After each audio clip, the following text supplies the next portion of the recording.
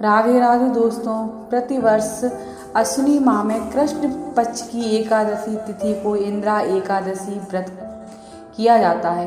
पितृपक्ष में पड़ने के कारण इंदिरा एकादशी का महत्व और भी बढ़ जाता है। माना जाता है कि इंदिरा एकादशी का व्रत करने से मनुष्य के सभी पाप नष्ट हो जाते हैं। धार्मिक मान्यताओं के अनुसार इस एकादशी का व्रत करने से जातक के पितरों को मोक्ष की प्राप्ति होती है।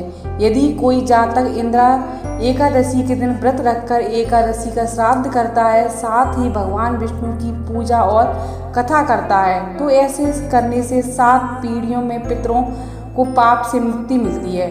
सनातन धर्म में एकादशी तिथि जगत के पालनहार विष्णु को समर्पित है। इस दिन व्रत भगवान विष्णु और माता लक्ष्मी की पूजा करने का विधान है। भगवान श्री कृष्ण कहते हैं, यह एकादशी पापों को नष्ट करने वाली तथा पितरों को अधोगति से मुक्ति देने वाली है। जो व्यक्ति इस कथा को ध्यान पूर्वक सच्ची श्रद्धा और भक्ति से सुनता है और इसे सुनने मात्र से उसके सारे पाप नष्ट हो जाते हैं। प्राचीन काल में सतयुग के समय महिषी नाम की एक नगरी में इंद्रसेन नाम का एक प्रतापी राजा धर्म पूर्वक अपनी प्रजा का पालन करते हुए शासन करता था। वह राजा पुत्र और पौत्र धन आदि से संपन्न भगवान विष्णु को परम भक्त था। एक दिन जब राजा सुखपूर्वक अपनी सभा में बैठा था तो आकाश मार्ग से महिषी नारद उतरकर उसकी सभा में आए। राजा उन्हें देख के हाथ जोड़कर खड़ा हो गया और विधि पूर्वक आसन पर बिठाया। सुख से बैठकर मुनि ने राजा से पूछा, हे राजन, आपने 7 अंग कुशल पूर्वक तो हैं, तुम्हारी बुद्धि और धर्म, तुम्हारा मन भगवान विष्णु में तो रहता है। देवर्षि नारद की ऐसी बातें सुनकर राजा ने कहा, हे राजन, आपकी कृपा से मेरे राज्य में सब कुशल है और मेरे यहाँ यज्ञ कर्मादि सुकृत हो रहे हैं। आप कृपा करके अपने आगमन का कारण कहिए। तब ऋषि कहने लगे, हे राजन, आप आश्चर्य देने वाले मेरे वचनों को सुनो। मैं एक समय ब्रह्मलोक में यमलोक गया। वहाँ श्रद्धा पूर्वक यमराज से पूजित होकर मैंने धर्मशील और सत्यवान धर्मराजा की प्रशंसा की। उसी यमराज की सभा में महान या ज्ञानी और धर्मात्मा तुम्हारे पिता को एकादशी का व्रत भंग करने के कारण देखा।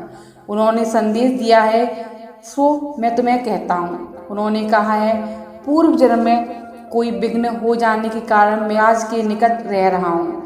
सो पुत्र, यदि तुम अश्विनी कृष्ण एकादशी का व्रत करें और मेरे निमित्त करो, मुझे स्वर्ग की प्राप्ति होगी। इतना सुनकर राजा कहने लगे, हे महिषी, आप इस व्रत की विधि मुझसे कहिए। नारद जी कहने लगे, अश्विनी माह की कृष्ण एकादशी को दशमी के दिन प्रातः काल श्रद्धा पूर्वक स्नादि से निमित्त होकर पुनः दोपहर को नदी आदि में जाकर स्नान करें।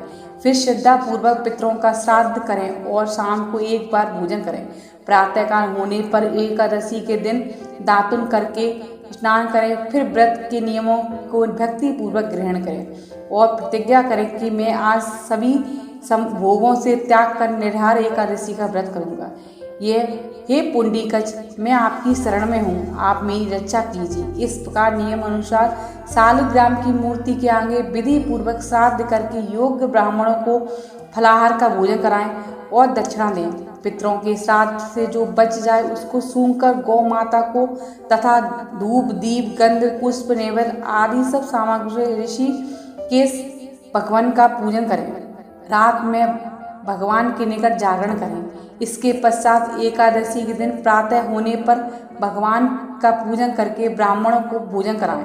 भाई बंधु स्त्री और पुत्र सहित आप भी मौन होकर भोजन करें। नारद जी कहने लगे, हे राजन, इस विधि से यदि तुम आलस्य रहित होकर इस एकादशी का व्रत करोगे तो तुम्हारे पिता अवश्य स्वर्ग लोक को जाएंगे। इतना कहकर नारद जी अंतर्ध्यान हो गए।